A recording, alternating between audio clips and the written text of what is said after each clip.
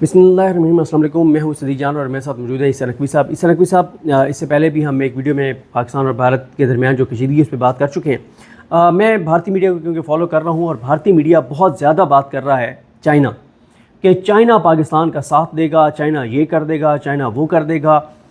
तो China factor इस सारे मामले में कितना इंपॉर्टेंट है और क्यों भारतीय मीडिया पे चाइना फैक्टर पर बहुत ज़्यादा बात हो रही है? अच्छा, ये ना बड़ा दिलचस्प सब्जेक्ट है और शायद बहुत सारे लोग क्योंकि जोग्राफिया से वाकिफ़ हैं, बहुत सारे लोग हिस्ट्री से वाकिफ़ हैं तो उनके इल्म में हो, लेकिन कुछ चीज़ों को रिफ़्रेश कर देते हैं और बहुत सारे ऐसे लोग हैं जिनके इल्म में नहीं है।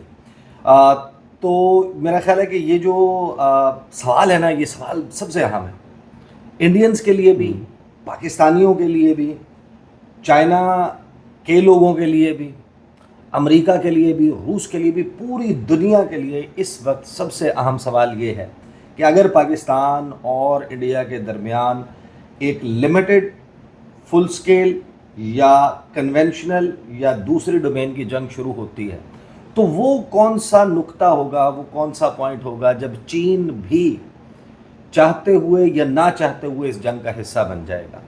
इस सवाल को एड्रेस कर लें। पाकिस्तान और इंडिया का बॉर्डर लगभग 3200-3300 किलोमीटर है।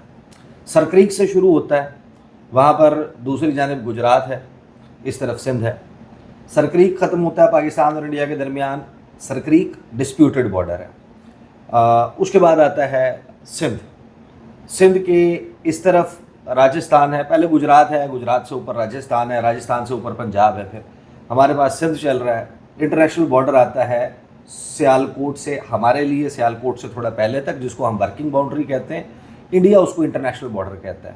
उसके दूसरी जानिब ज़ाहिर है हमारा सिंध है, ऊपर पंजाब है, उनकी रियासत चलती है पहले गुजरात की, गुजरात के ऊपर राजस्थान, राजस्थान के ऊपर पंजाब, पंजाब के ऊपर जम्मू और कश्मीर। जम्मू कश्मीर का वो एरिया जिसको आप कहते हैं वर्किंग बाउंड्री, इंडिया उसको कहता है इंटरनेशनल बॉर्डर। दूसरी तरफ है जम्मू कश्मीर। फिर उसके बाद हमारी शुरू होती है लाइन ऑफ एक्चुअल कंट्रोल, जो पंजाब से मुड़कर हमारी तरफ कश्मीर शुरू हो जाता है, तो वहाँ से लाइन ऑफ कंट्रोल शुरू हो जाती है। फिर उसके बाद सियाचिन ग्लेशियर के करीब लगभग 110 किलोमीटर का एक पैच आता है जहाँ पर actual ground position of troops लगभग 110 किलोमीटर है और वो एक्साइचन पे जाकर कल्बिनेट करती है। सही, ये है बॉर्डर पाकिस्तान और इंडिया का। फिर जब इंडिया और चाइना के बॉर्डर की आप बात करते हैं तो उसमें एक तरफ एक्साइचन है, दूसरी तरफ ये कश्मीर का या सियाचिन का हिस्सा, और उसके बाद लद्दाख का रीजन है। फिर उसके बाद आता है हिमाचल प्रदेश, फिर उसके बाद आता है उत्तराखंड।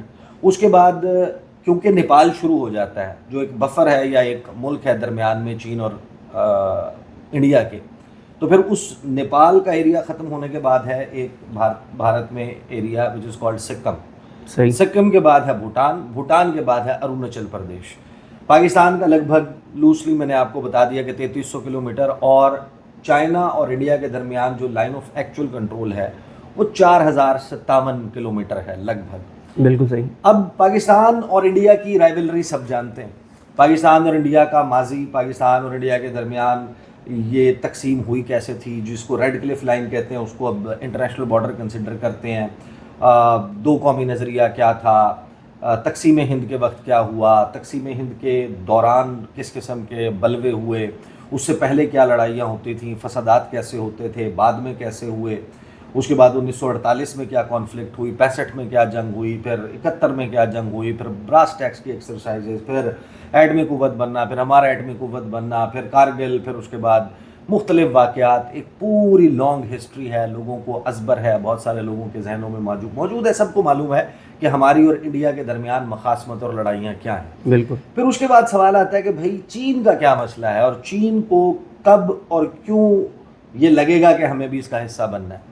इसकी भी एक लंबी दास्तान है, लंबी हिस्ट्री है। 1962 वो लड़ाई, चुन लाए के वक्त, जवाहरलाल नेहरू के वक्त, कब क्या हुआ, उस हिस्ट्री को ज़रा कट आउट करते हुए इस वक्त जो 4057 किलोमीटर का चाइना और इंडिया का बॉर्डर है, वो बॉर्डर नहीं है, वो लाइन ऑफ एक्चुअल कंट्रोल है। सही। और उसमें मेजॉरिटी एक माउंटेनियस हिली टेरेन है, दुश्वार गुजार पहाड़ी इलाका है, जहाँ पर कोई भी नहीं बसता, 17,000 foot 16,000 foot above sea level, और वहाँ पर ट्रूप्स की मौजूदगी, चौकियाँ थी नहीं। इंडिया और चाइना के दरमियान ऐसा 1975 में एक बड़ा एक्सचेंज हुआ था, उससे पहले एक जंग हुई थी, और लाइन ऑफ एक्चुअल कंट्रोल वहाँ वो मिलिट्राइज्ड जोन नहीं है, वहाँ पर पोस्टें नहीं बनी हुई। देखें, जब आप पाकिस्तान और इंडिया के बॉर्डर को स्पेस से भी देखते हैं ना तो नज़र आता है।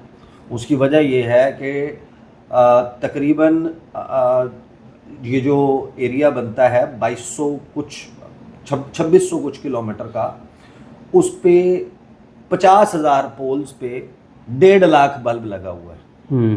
तो वो स्पेस से नज़र आती है पाकिस्तान और इंडिया की बाउंड्री, और वन ऑफ द मोस्ट, जिसे कहते हैं कि dangerous borders in the world, जिसको कहा जाता है, कंसिडर किया जाता है खतरनाक तरीन सरहद पाकिस्तान और इंडिया की। बिल्कुल। लेकिन जो चाइना का मामला है, चाइना का मामला, चाइना बहुत सारे एरियाज हैं जहाँ पर चाइना क्लेम करता है। चाइना कहता है लद्दाख हमारा है, सही। इंडिया कहता है नहीं एक्साई चिन हमारा है, चाइना कहता है कि अरुणाचल प्रदेश हमारा है। और इसकी पूरी, जब मैं आपके सामने ये ज्योग्राफी इसलिए मैं सामने रख रहा हूँ कि जोग्राफिया जब आप समझ लेंगे तो फिर इसकी जो फॉल्ट लाइंस हैं वो कितनी सीरियस हैं। लेकिन चाइना और इंडिया की फिर इंटरडिपेंडेंस भी बहुत ज़्यादा है। तो बहुत सारे लोग कहते हैं कि यार आप के जहन में कोई खब्त है, आप खपती हो गए हैं, आप इस किस्म की बात कर रहे हैं। मैं आपको समझाता हूँ। जो चाइना और इंडिया के दरमियान 4057 किलोमीटर है, वो line of actual control demarcated नहीं है। सही। पाकिस्तान और इंडिया के दरमियान तो है ना कि ये लाइन है, इस लकीर के इस तरफ इंडिया है, इस तरफ पाकिस्तान है। बिल्कुल। चाइना और इंडिया के दरमियान ऐसी कोई लाइन एग्जिस्ट नहीं करती कि ये है वो actual line of actual control. कौन कहाँ तक मौजूद है, वहाँ पर कोई रहता ही नहीं है, तो फिर किस तरीके से वो उसको डिमार्केशन होगी उसकी। बहुत सारे उसके एरियाज़ हैं जो लूज हैं। अब चाइना ने चाइना का मिलिट्री बिल्डअप हुआ 2020 में, ये मामला फिर ज़्यादा खुल के सामने आया। 1962 की और 1994 की इंडिया की पार्लियामेंट की करारदादें, उसमें वो ये कहते हैं कि एक्साइचन, लद्दाख, मकबूजा जो उनका कश्मीर का एरिया है, फिर हमारे पास जो कश्मीर का एरिया जिसको वो पाकिस्तान ऑक्युपाइड कश्मीर कहते हैं, और गिलगित बल्तिस्तान, ये सारे का सारा इंडिया कहता है हमारा है और हमने इसको हासिल करना है। अब उसमें वो चीन का हिस्सा भी है, वो उनका क्लेम है। चीन कहता है कि लद्दाख हमारा है, चीन कहता है कि अरुणाचल प्रदेश हमारा है। अब वो चीन कैसे कहता है अरुणाचल प्रदेश हमारा है?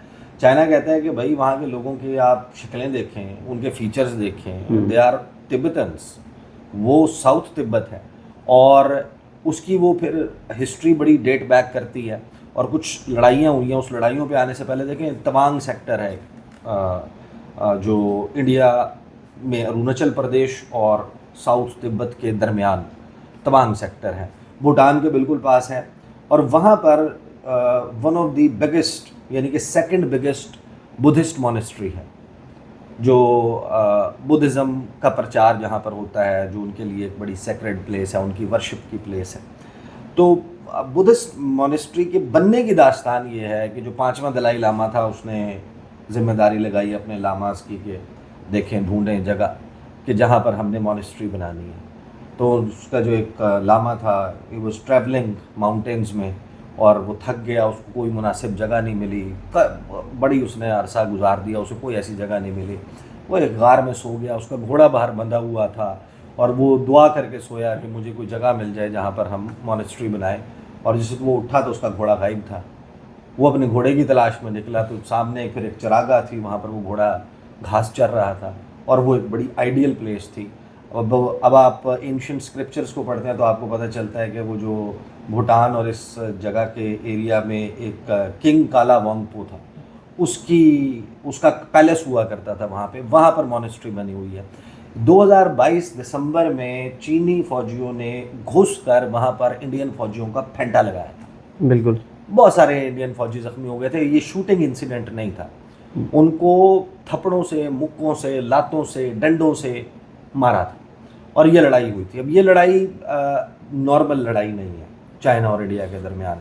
चीन ने अरुणाचल प्रदेश के 15 शहर ऐसे हैं, 15 मकामात ऐसे हैं जहाँ का चीनी ज़बान में नाम रखा हुआ है। वो पूरे का पूरा अरुणाचल प्रदेश को क्लेम करते हैं कि ये साउथ तिब्बत का एरिया है। सही। अब इंडिया जो है वो जाहिर है कि इस वक्त कंट्रोल तो उसका है, क्लेम तो वहाँ पर उसका भी है। वो कहता है कि ये हमारा नॉर्थ ईस्टर्न स्टेट है। फिर सिक्किम के एरिया में आ जाते हैं तो डोकलाम प्लेटो जंक्शन बनता है, जो बैक वक्त 90 किलोमीटर का लूजली आप समझें कि मुरब्बा किलोमीटर का वो एरिया है, जहाँ पर एक तरफ भूटान है, एक तरफ तिब्बत है और एक तरफ सिक्किम है। अब सिक्किम से 92 किलोमीटर दूर है सिलीगुड़ी कॉरिडोर। सिलीगुड़ी कॉरिडोर को कहते हैं चिकन नेक यानी मुर्गी की गर्दन। जब आप इंडिया का नक्शा उठाकर देखते हैं तो आपको बिल्कुल ऐसा नज़र आता है कि ये मुर्गी का धाड़ है, उसके बाद इधर बांग्लादेश और इधर नेपाल है, और उसके साथ फिर ये 7 जो स्टेट्स हैं वो मुर्गी की गर्दन के बाद आगे उसका हेड है जो इस तरीके से आ रहा है। अब क्योंकि सिलीगुड़ी कॉरिडोर हमारा सब्जेक्ट नहीं है और वो कितना क्रूशल है उसको फिर हम कभी बात करेंगे कि वो एक बहुत ही शॉर्ट किस्म का, जिस तरह वाखान की पट्टी है ना, सही, एक बहुत ही छोटी सी पट्टी है जिसकी ब्रेड्थ इतनी ज़्यादा नहीं है और हमारे और ताजिकिस्तान के दरमियान है। इसी तरह नेपाल और बांग्लादेश के दरमियान इसी तरह की एक छोटी सी पट्टी है। अगर वो कट जाए जो 90-92 किलोमीटर दूर है सिक्किम से, तो इंडिया का अपनी 7 रियासतों से रब्ता ख़त्म हो जाता है, जिसमें नागालैंड है, जिसमें त्रिपुरा है, जिसमें मेघालय है, जिसमें सिक्किम है, जिसमें असम है, जिसमें अरुणाचल प्रदेश है। ये एक अलग से ज़ाहिर के सब्जेक्ट है, तो इस पर फिर कभी बात करेंगे।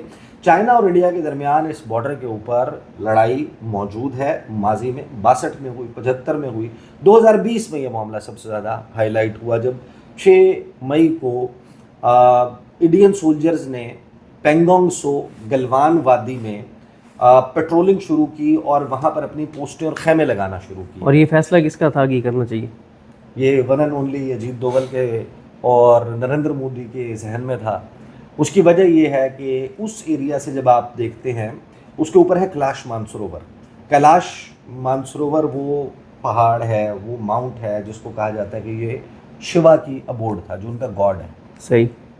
और वहाँ से वो जैन टेंपल भी है वहाँ पे, वो जैन मत के पैरोकारों के लिए भी एक होली प्लेस है, मुसलमानों के लिए भी होली प्लेस है, वो बुद्ध मत के पैरोकारों के लिए भी एक मुकद्दस जगह है, वो हिंदुओं के लिए भी, हिंदुओं में जैन वाले जो है उनके लिए भी। और वहाँ से दरिया निकलते हैं, वहाँ से सिंध निकलता है, वहाँ से सतलुज निकलता है, वहाँ से गंगा की सबसे मेन ट्रिब्यूटरी करनाली निकलता है, वहाँ से यारलंग ज़ांगबो निकलता है जो इंडिया में आके ब्रह्मपुत्रा बन जाता है। और तो ये वो एरिया है जहाँ की यात्रा के लिए भी इंडियंस जो हैं वो जाते हैं, और वो जिस मकाम से जाते हैं वो एरिया है जिसको नेपाल क्लेम करता है। सही। नेपाल लिम्पियाधुरा, लिपू लेक, काला पानी और वही करनाली समेत 2 मजीद दरिया जो मेन गंगा की ट्रिब्यूटरीज हैं, और फिर 570 किलोमीटर नेपाल में ट्रैवल करते हुए इवेंचुअली गंगा में गिरते हैं जाकर। वो एरिया है जिसको नेपाल ने जब अपना 50,000 मुरब्बा किलोमीटर जो इंडिया के कब्ज़े में है उसके लिए एक नक्शा जारी किया था, जो अपना ऑफिशियल मैप जारी किया था केपी शर्मा ओली के वक्त में, तो उसके ऊपर भी बड़ा तनाज़ा खड़ा हो गया था। और फिर राजनाथ सिंह ने वहाँ से एक 90 किलोमीटर की रोड बनाने का ऐलान किया था और उसके ऊपर फिर काम शुरू हो गया था, और एक ज़ाहिर है कि एक बड़ी दुश्मनी और मुखासमत चल रही थी। बहरहाल 6 मई को जब ये वाक़या शुरू हुआ गलवान की वादी में, उसके बाद उसका बिल्डअप होना शुरू हुआ। चीनियों ने उनको बड़ा समझाया।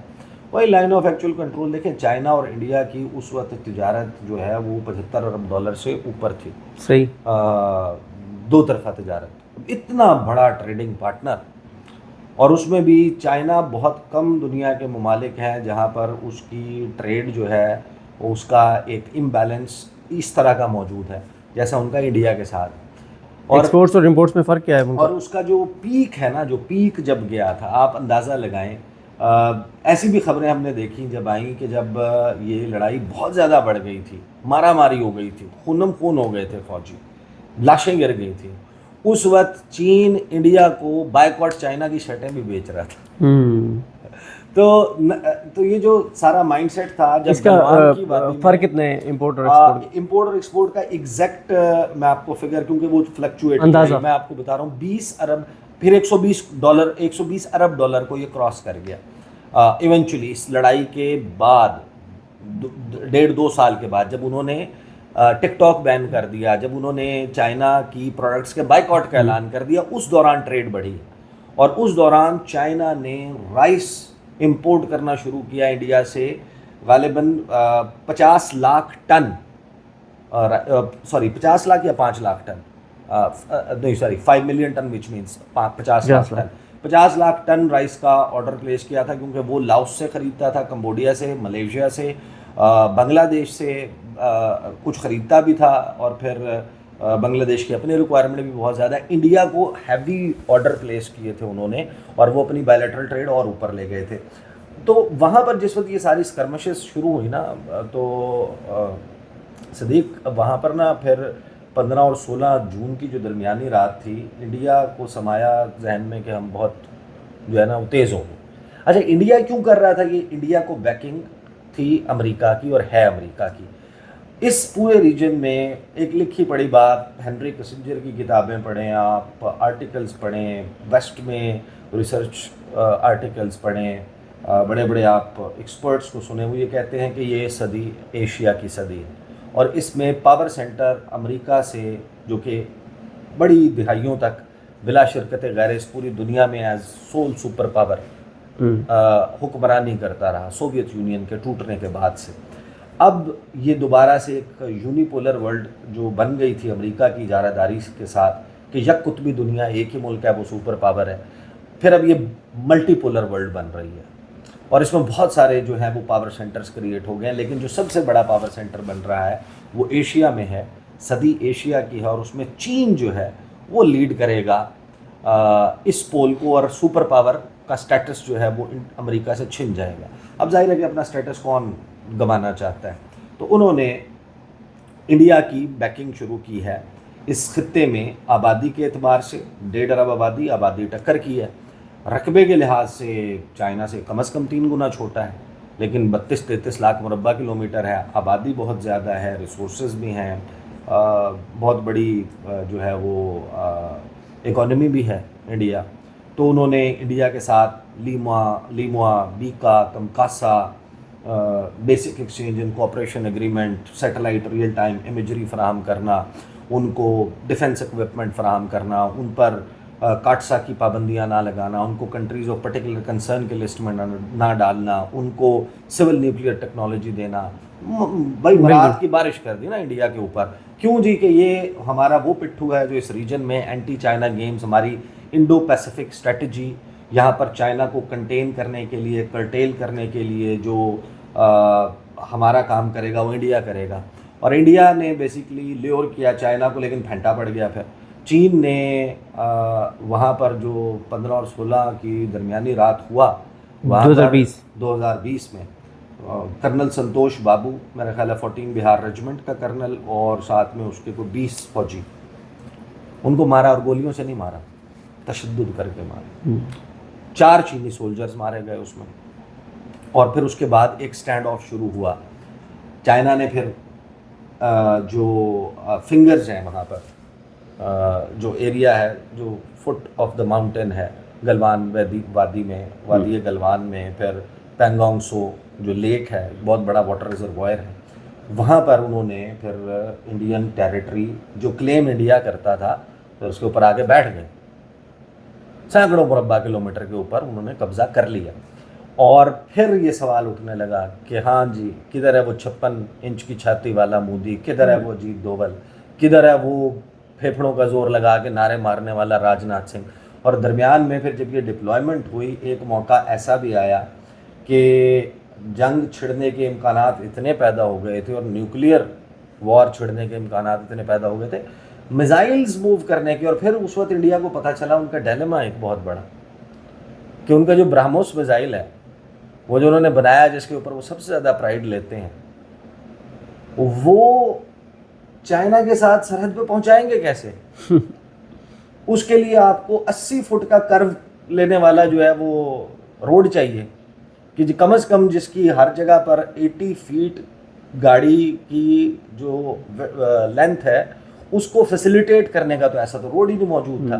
तो उन्होंने रोड पे काम शुरू किया। फिर कुछ एनवायरमेंटलिस्ट से, अब ये खैर बहुत लंबे कहानी और किस्से हैं, इसमें जाए बगैर, वहाँ पर जो इंडियन सोल्जर्स को मारा गया। और इस सारे कहानी में आपको उभर के चीज़ें सामने है कि इंटरडिपेंडेंस तो है, सब कुछ है, लेकिन चाइना और इंडिया के दरमियान जो फॉल्ट लाइन्स हैं वो बहुत ज़्यादा है। और चाइना को पता है कि इंडिया ने अमेरिका के कहने पे छेड़छाड़ करनी। अब चाइना के पास लूज़ करने के लिए क्या है? अगर वो उलझ पड़ता है इंडिया के साथ एक लड़ाई में, तो उसमें वो कई दिहाइयाँ पीछे जा सकता है। वो जो उसका एम्बिशन है दुनिया के ऊपर हुक्मरानी का, फॉर एग्जांपल एक आलमगीर बादशाहत का, ओबॉर क्या है? One belt and one road, multi trillion dollar project जिसमें 65 मुल्कों की कनेक्टिविटी। और आप स्टडीज़ पढ़ें तो आपको पता चलता है कि यार अभी कुछ सालों के बाद by few years every third person in the world will be Chinese. हम तो अभी चाइना की आबादी की बात कर रहे हैं ना। चाइना की आबादी जो बाकी ममालिक में है, जो चीनी दायरे के जो उनका डायस्पोरा है, वो भी तो है ना फिर। बिल्कुल। तो चीन को ये मालूम है कि उनकी लड़ाई, ऐसी कोई भी लड़ाई उनको भी पीछे धकेलेगी। जब आप जंग में जाते हैं तो नुकसान होता है, दोनों तरफ का होता है। Business, normal business, normal economy war economy में कन्वर्ट हो जाती बिल्कुल। है। लेकिन वहाँ पर लाइन ऑफ एक्चुअल कंट्रोल पे हमने ऐसी चीज़ें फिर हमने देखी कि हुई वकूफ़ पजीर। अच्छा, इसमें से कुछ एरिया ऐसा जो मैंने खुद विज़िट भी किया हुआ है, ट्रैवल किया हुआ है। चाइना, ये जो नेपाल और इंडिया का बॉर्डर है, ख़ास तौर पे सनोली है, बहरवा है, इन एरियाज़ में हमने विज़िट किया हुआ है। और वहाँ पे कुछ वाक़यात भी ऐसे हुए थे, वो फिर कभी उठा रखते हैं। तो जो इस तमाम कहानी में जो हमने चीज़ें देखी होती हुई कि चाइना ने 50,000 फ़ौजी वेस्टर्न थिएटर कमांड के उन्होंने वहाँ पर डिप्लॉय किए, और इंडिया को समझ नहीं आ रही थी कि यहाँ पर उन्होंने किस तरीके से मिरर डिप्लॉयमेंट करनी है कि जितने उनके फ़ौजी हैं उतने फ़ौजी हमारे हों। चाइना के पास इंफ्रास्ट्रक्चर वहाँ पर ऐसा उन्होंने बेहतरीन बनाया कि वो इस तरीके से है कि पहाड़ हैं, और जो चाइना वाला एरिया है वो थोड़ा सा प्लेन है। सही। वहाँ पर रोड की कनेक्टिविटी और चीज़ें निस्बतन आसान है। विंटर बहुत हार्श है वहाँ पे उस एरिया में।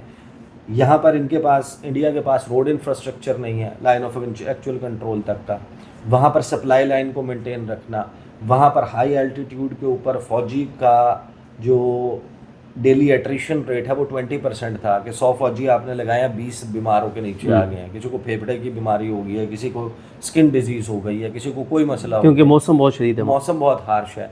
इंडिया के पास 50,000 एक्लेमेटाइज्ड सोल्जर ही नहीं था जो उस मौसम में सर्वाइव कर सकता। उनके पास एक्लेमेटाइज सोल्जर या सियाचिन में था, ग्यारी में था, और पाकिस्तान और इंडिया के जो लाइन ऑफ कंट्रोल और एक्चुअल पोजीशन के एरिया में था। फिर हमारा एक मुआहदा हुआ इंडिया के साथ सीज़ फायर का, वो थोड़े से रिलैक्स हुआ और वो यहाँ से फ़ौजी उधर ले गए। लेकिन दरमियान में मौका ऐसा था कि हमने वो जो इंफ्रास्ट्रक्चर की पिक्चर्स आती थी तो इंडियंस के तो दिल जलते थे कि वहाँ पर उनके हीटेड टेंट्स, चीनी फ़ौज के ड्रोन में उनको फ्रेश सब्जियां सप्लाई हो रही हैं, ड्रोन के ज़रिए खाना दिया जा रहा है, रोड उनके पास मौजूद है, छुट्टियां उनको मिल जाती हैं यहाँ पर। और फिर एक साइकोलॉजिकल वॉरफेयर का एक वक्त ऐसा आया कि जब चाइनीज़ ने, ये बड़ा इंटरेस्टिंग इंसिडेंट है कि जिस हम कमरे में बैठ के रिकॉर्ड कर रहे हैं ना, इससे बड़े बड़े लाउड स्पीकर ला के, इससे बड़े बड़े, इस कमरे से बड़े बड़े लाउड स्पीकर बड़ी बड़ी गाड़ियों पर लाकर बॉर्डर पे उस जगह पर जहाँ पर चाइनीज़ थे, उन्होंने उनका रुख किया इंडियन सोल्जर्स की तरफ और उसके ऊपर पंजाबी में गाने लगाना शुरू कर दिए। और फिर वो संदेशे आते हैं, हमें तड़पाते हैं, घर कब आओगे, चिट्ठी आती है, और ऐसे सैड सॉन्ग्स लगाने शुरू कर दिए कि इंडियन सोल्जर्स। और फिर वहाँ से वो तकरीरें करते थे, ऐसे लोगों को बुलवा के तकरीरें करवाते थे जो हिंदी ज़बान जानते थे, और वो वहाँ पर इंडियन सोल्जर्स को तकरीरें सुनाते थे कि तुम्हें यहाँ पर सर्दी में मरने के लिए छोड़ के, वो जिन्होंने तुम्हें यहाँ पर, वो राजनाथ सिंह, वो नरेंद्र मोदी, वो अजीत डोभाल, वो आज वहाँ पे था, आज वहाँ पे सोया है, आज उस 5 स्टार होटल में था, आज 7 स्टार होटल में था। इस किस्म के तो किस्से चीन करता रहा है उनके साथ। तो ये जो बिल्डअप था, ये बिल्डअप किस लिए था? किसी दोस्ती के लिए तो नहीं था।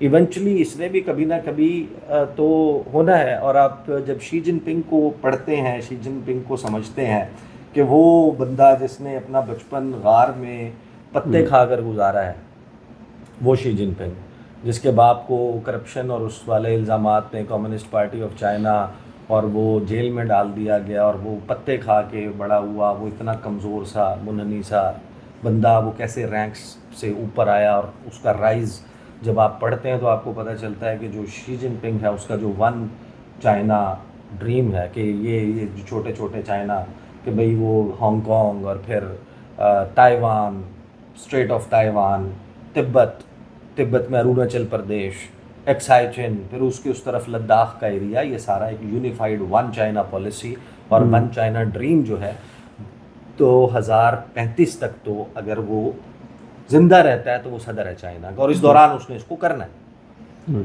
और उसने ये ऐलान किया कि 2027 जो 100वीं सालगिरह है पीपल्स लिबरेशन आर्मी की, PLA की, जो चाइना की फ़ौज है, उस वक्त तक मैंने चीन की फ़ौज को दुनिया की ताकतवर तरीन फ़ौज बनाना है। 2 साल रहेंगे, बिल्कुल उस ड्रीम के साथ चल रहा है ना वो। और क्योंकि 100 साल चाइना को तो पूरे अब हो इस चुके पे हैं। आए अब पाकिस्तान के फैक्टर। पाकिस्तान वाले फैक्टर में देखें, चीन ने माजी में कुछ ऑफिशियल कुछ अनऑफिशियल इस किस्म की चीज़ें मौजूद हैं कि 62 में जब जंग छिड़ी थी और चाइना फेंटा लगा रहा था इंडिया का, उस वक्त उन्होंने हमें शायद कोई मैसेज भेजा था कि कश्मीर ले लें, कर लें, ये अच्छा मौका है, इधर से हमने इंगेज किया था। 2020 6 मई से 2022 मार्च की 8 तारीख तक अजीत डोवल, जयशंकर यानी उनका कौमी सलामती का मशीर, उनका वज़ीर ख़ारजा, उनका वज़ीर दिफा राजनाथ सिंह, उनका वज़ीर दाखिला अमित शाह, उनका आर्मी चीफ मनोज मुकुंद नरवाने, उनका chief of defence staff Bipin Rawat जो हेलीकॉप्टर हादसे में मर गया था, फिर जो उनके एयर चीफ RKS भदौरिया, फिर बाद में विवेक राम चौधरी। ये कुरलाना नहीं जिसे कहते हैं, इनके स्टेटमेंट्स आती थी कि we are faced with a 2 front scenario. जो चीज़ जो सबसे डरावना ख्वाब है इंडियंस के लिए और इंडियन सिक्योरिटी इस्टेब्लिशमेंट के लिए, इंडियन गवर्नमेंट के लिए सक्सेसिव, कि उन्हें 2 फ्रंट सिनेरियो के जहाँ पर ये 3000 और ये 4000 7000 किलोमीटर से ज़ायद एरिया अगर हॉट हो जाए तो ये एक वर्स्ट केस सिनेरियो है इंडिया के लिए, कि जिसको ना सकत है, ना बर्दाश्त है, ना हौसला है, ना हिम्मत है। अगर वो पाकिस्तान के साथ अगर उस मामले पे देखें, ये ज़ाहिर है कि अब ये डेफिनेट चीज़ नहीं है, ये ग्रे एरिया में रहती है, ब्लैक एंड वाइट नहीं है। अगर पाकिस्तान के साथ एक हॉट जंग में चला जाता है इंडिया, तो आइडियली स्पीकिंग ये परफेक्ट सिनेरियो होगा चाइना के लिए कि वो लद्दाख और अरुणाचल प्रदेश के लिए मूव करें। आप सोचते हैं ना कि अगर उनका है ड्रीम, उन्होंने फ़ौज भी बनाई है, वेस्टर्न थिएटर कमांड भी बनाई है, इंडिया स्पेसिफिक डिफेंस प्रिपरेशंस भी की हैं, जिस तरह उन्होंने ताइवान स्पेसिफिक की हैं, जैसे उन्होंने US स्पेसिफिक की हैं, जैसे उन्होंने जो मुख्तलिफ एरियाज़ में उन्होंने स्ट्रिंग ऑफ पर्ल्स बनाया है। सब कुछ किसी न किसी के लिए तो प्रिपरेशन की है ना, कहीं ऑकस के लिए है, कहीं क्वाड के लिए है उनकी तैयारी, कहीं उनकी तैयारी और मामलात के लिए है, तो एक तैयारी उनकी इंडिया के लिए भी है। तो जब आप सोचते हैं कि आइडियल सिनेरियो चाइना के लिए कब होगा, वो आइडियल सिनेरियो तब ही होगा अगर इंडिया पाकिस्तान के साथ जंग कर रहा होगा। तो वो टाइम होगा कि जिस पर अगर वो चाहें तो उनके लिए नॉर्मल हालात के मुकाबले में वो ज़्यादा आसान है। लेकिन वहाँ पर फिर ये जहन में रखिएगा कि वो अगर मामला छिड़ता है तो फिर महदूद नहीं रहेगा, फिर तो अमेरिका, फिर तो जापान, फिर उसके बाद ऑस्ट्रेलिया, फिर उसके बाद एक के बाद एक मुल्क, और फिर ये तो एक सिनेरियो बहुत ही भयानक किस्म का बन जाएगा। बट देखिए, नुकसान, जंग में नुकसान होता है। बिल्कुल। इंडिया की जंगजुआना सोच आप देखते हैं, आप उनके नारे सुनते हैं, आप उनके मीडिया को सुनते हैं, आप उनकी लीडर्स को, अभी मैं अमित शाह वाली स्टेटमेंट जो कल वाली है फॉर एग्जांपल जो चल रही है कि डीप विद इन पाकिस्तान कार्रवाई करने की बात कर रहे हैं, तो ये कोई तरने वाला नहीं होता। होगा नुकसान, जंग होगी तो पाकिस्तान का क्या नुकसान नहीं होगा, पाकिस्तान का भी तो नुकसान होगा, शहरी भी मारे जाएंगे, फौजी भी मारे जाएंगे। लेकिन जब आप किसी सॉवरेन स्टेट, किसी मुल्क जिसके वजूद को आप तस्लीम करने से इनकारी हैं, तो आप आएंगे और दिल टेक इट लाइंग डाउन, इस तरह नहीं होता। फिर मुकाबला होता है, ये बताएं, टैक्टिकल वेपन्स होते हैं, फिर न्यूक्लियर वेपन। हमने भी कोई यानी कि शबरात के लिए तो नहीं बनाए हुए ना। हाँ, ये बात होती है। ये बताएं कि ये बात तो चलें ठीक है कि अगर पाकिस्तान के साथ टाइम देख लें जी, टाइम बिल्कुल, अगर पाकिस्तान के साथ जंग वो शुरू करते हैं तो लद्दाख भी उनके लिए, लद्दाख का महाज जो है वो गर्म हो सकता है और चाइना उनको सरप्राइज़ दे सकता है। लेकिन 1 से 2 मिनट में ये बता दें कि ये जो इंडिया ये कह रहा है कि अगर जंग शुरू होती है तो चाइना पाकिस्तान को टेक्नोलॉजी में, इन चीज़ों में बहुत इंटेलिजेंस शेयरिंग, और फिर वो ये भी कह रहे हैं कि साइबर अटैक चाइना हम पे कर देगा, हमारे इंटरनेट वो बंद कर सकता है, हमारे मोबाइल काम करना छोड़ देंगे, बड़ी उन्होंने बंद कर सकता है। हाँ, उन्होंने बहुत ज़्यादा वो कर रहे हैं, उनका नेशनल शटडाउन भी कर सकता है।